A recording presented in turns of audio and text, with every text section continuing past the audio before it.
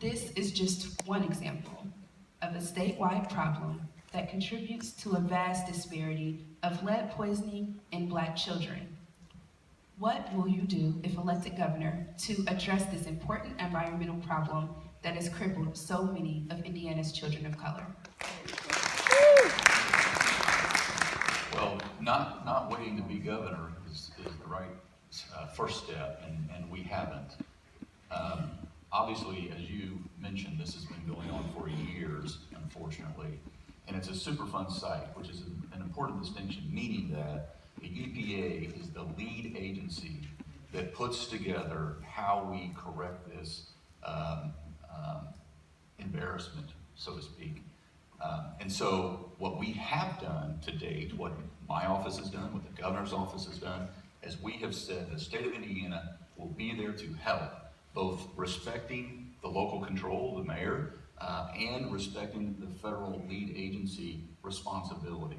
What the Department of Health has done is we've been up on the ground offering the clinics, doing the testing that needs to be done. That Department of Housing has offered and paid for the moving folks into safe areas.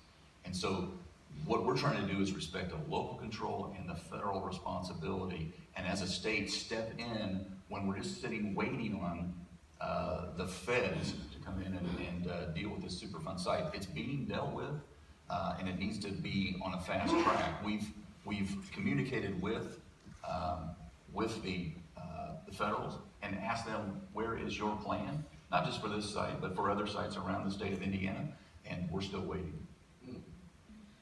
Mr. Bell? Well, certainly, everybody said all along, and I think it's true that, when you find yourself in a hole, the first thing you do is stop digging. And I think that, one thing we need to do is enforce, environmental protections against these companies.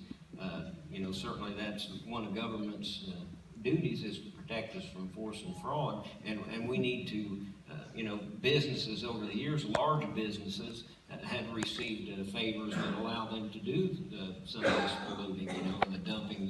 That if it was a private individual, a private company that was not receiving government protection, we could have stepped in then and said, no, you can't do this pollution. That ship has sailed, but certainly we need to do everything we can to collect from the companies that did that caused this harm, and if they're gone, we need to do what we can to remedy that, because certainly these people that are living in these communities are suffering from a fraud that has been placed